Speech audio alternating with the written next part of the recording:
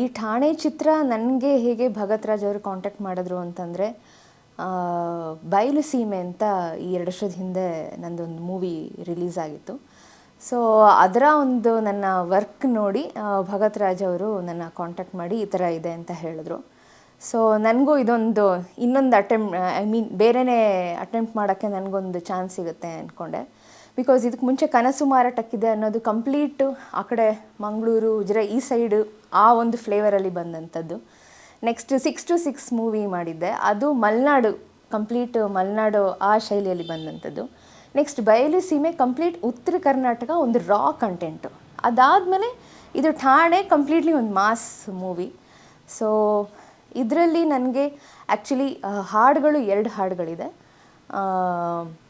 ಒಂದು motivational song, ಮತ್ತೊಂದು love theme song Rajesh Krishnan ಅವ್ರು ಹಾಡಿರೋದು.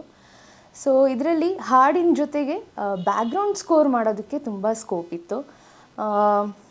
ಅಂದರೆ ಕಂಪ್ಲೀಟ್ಲಿ ಮಾಸ್ ಮತ್ತು ಆರ್ಟಿಸ್ಟ್ಗಳು ತುಂಬ ಜನ ಇದ್ದಾರೆ. ಆ್ಯಂಡ್ ಕ್ಯಾರೆಕ್ಟರೈಸೇಷನ್ನು ಮತ್ತು ಒಂದಷ್ಟು ಜನ ವಿಲನ್ಸ್ಗಳು. ಸೊ ಒಬ್ಬೊಬ್ಬರಿಗೂ ಒಂದೊಂದು ಥೀಮ್ ಕ್ರಿಯೇಟ್ ಮಾಡಬೇಕಾಗಿತ್ತು. ಸೊ ಇನಿಷಿಯಲಿ ನನಗೆ ಸ್ವಲ್ಪ ಕಷ್ಟ ಆಯಿತು. ಅಂತಂದರೆ ಆಲ್ಮೋಸ್ಟ್ ಲೈಕ್ ನಾನು ಸ್ಟಾರ್ಟ್ ಮಾಡಿ 2 ರೀಲ್ ಮುಗಿಸಿ ದೆನ್ 3 ರೀಲ್ ಮುಗಿಸಿ ಅಗೈನ್ 3rd ಟೈಮ್ ಫಸ್ಟಿಂದ ಕೂತ್ಕೊಂಡು ಇಲ್ಲ ಫುಲ್ ಮತ್ತೆ ಕಂಪ್ಲೀಟಾಗಿ ಸ್ಟಾರ್ಟ್ ಮಾಡೋಣ ಅಂತ ಕೆಲಸ ಸ್ಟಾರ್ಟ್ ಮಾಡಿದ್ದು. ಸೊ ಆಮೇಲೆ ಹೋಗ್ತಾ ಹೋಗ್ತಾ ನನಗೊಂದು ಗ್ರಿಪ್ ಸಿಕ್ತು. ಸೊ ಇವತ್ತು ತೆರೆಗೆ ಬರೋದಕ್ಕೆ ಸಿದ್ಧವಾಗಿದೆ. ತುಂಬ ಖುಷಿ ಇದೆ. ಇದು ನನ್ನ 8ನೇ ಚಲನಚಿತ್ರ.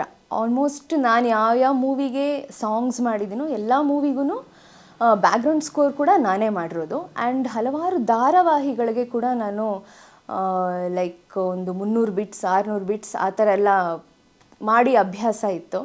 ಸೊ ಬಟ್ ಮೂವಿಗೆ ಅಂತ ಬಂದಾಗ ಒಂದು ಥೀಮ್ ಅಂತ ಹೋಗಬೇಕಾಗುತ್ತೆ, ಅಥವಾ ಓವರಾಲ್ ಮೂವಿ ಸೌಂಡಿಂಗ್ ಈ ಥರ ಪ್ಯಾಟ್ರನ್ ಮಾಡಬೇಕು, ಈ ಥರ ಸೌಂಡಿಂಗ್ ಇರಬೇಕು ಅನ್ನೋದು ಡಿಪೆಂಡ್ ಆಗುತ್ತೆ.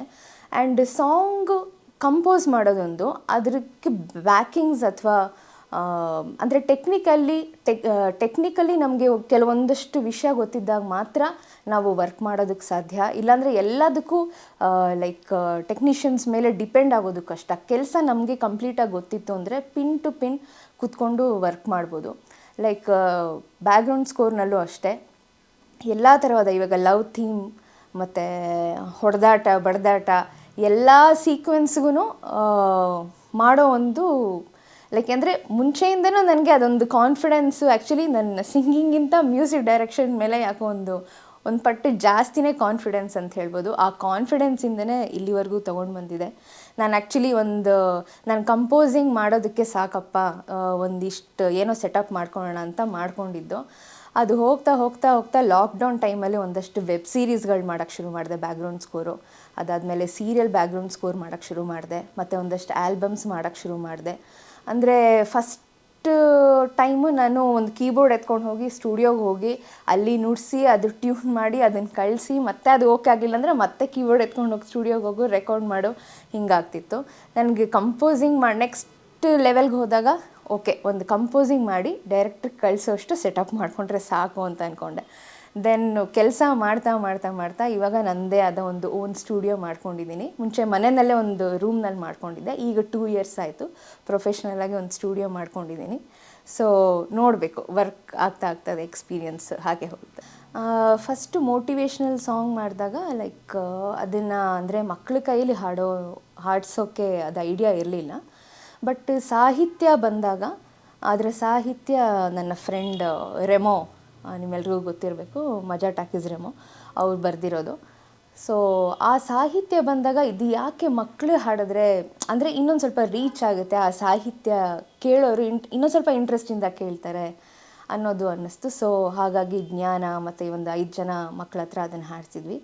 ದೆನ್ ಸ್ಮೈಲು ಕೊಟ್ಲು ಸೂಜಿ ಮಲ್ಲಿ ಅಂತ ಆ ಹಾಡು ಬಂದಾಗ ಇದನ್ನು ರಾಜೇಶ್ ಕೃಷ್ಣನ್ ಸರೇ ಹಾಡಬೇಕು ಅಂತ ನನಗೆ ತುಂಬ ಆಸೆ ಇತ್ತು. ಸೊ ರಿಕ್ವೆಸ್ಟ್ ಮಾಡಿಕೊಂಡಾಗ ಬಾಮ್ಮ ಎನಿ ಟೈಮ್ ಅಂತ ಹೇಳಿ ಒಂದಿನ ಫಿಕ್ಸ್ ಮಾಡಿ ಅಲ್ಲಿ ಹೋಗಿ ಹಾಡಿದ್ವಿ. ಅವರು ಕೂಡ ಅಷ್ಟೇ ಎಂಜಾಯ್ ಮಾಡಿದ್ರು.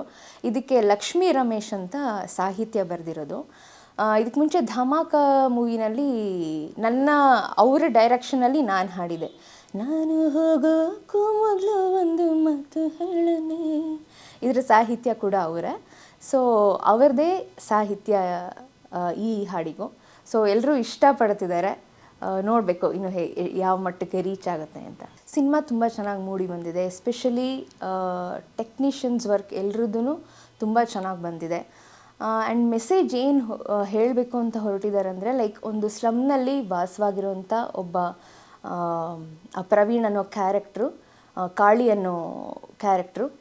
ಸೊ ಅವರು ಆ ಸುತ್ತಮುತ್ತ ಜನಕ್ಕೆ ಅವರು ಹೇಗೆ ತುಂಬ ಬೇಕಾದವರಾಗಿರ್ತಾರೆ, ಕೊನೆಗೆ ಆ ಜಾಗವನ್ನು ರಾಜಕೀಯದವರು ಆಕ್ರಮಣ ಮಾಡ್ಕೊಳಕ್ಕೆ ಬಂದಾಗ ಅದನ್ನು ಹೇಗೆ ಇವರು ಸೇವ್ ಮಾಡ್ತಾರೆ ಅನ್ನೋದು ಈ ಸ್ಟೋರಿ ಲೈನ್ ಹೋಗುತ್ತೆ. ಜೊತೆಗೆ ಇನ್ನೊಂದು ಅದರಲ್ಲಿ ಅದನ್ನ ಇವಾಗ ರಿವೀಲ್ ಮಾಡೋಕ್ಕಾಗೋದಿಲ್ಲ, ಸೊ ಹೀರೋ ಬಗ್ಗೆ.